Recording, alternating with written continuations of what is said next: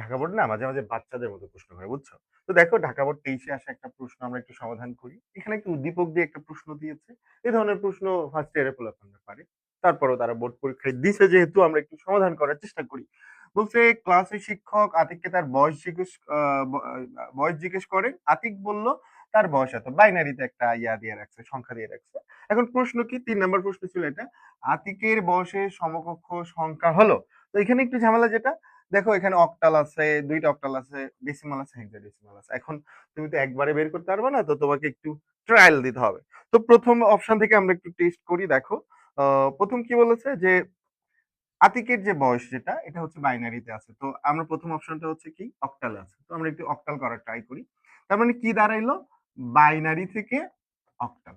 রূপান্তরটা কি দাঁড়াইলো? বাইনারি থেকে অক্টাল। আমরা জানি যে রূপান্তরের মধ্যে ডেসিমাল নাই সেটা হচ্ছে বিট দিয়ে করতে হয়। কি দিয়ে করতে হয়? বিট দিয়ে করতে হয়।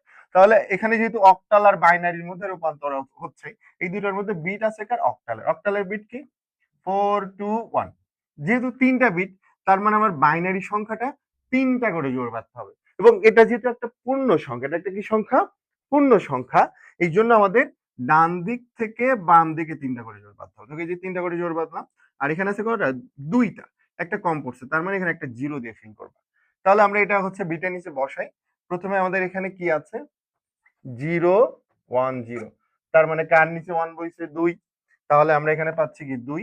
আর এর পরেরটা কি আছে? 1 0 0। কার নিচে 1 বসছে? ৪ এর নিচে, তার মানে ৪।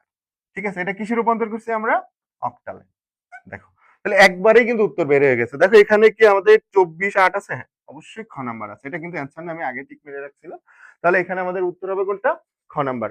আই হোপ তোমরা এই এমসিকিউটা খুব সহজে বুঝতে পারছো। আ এই ভিডিওটা তোমরা যদি বুঝে থাকো তাহলে বেশি, বেশি শেয়ার দিয়ে রাখো।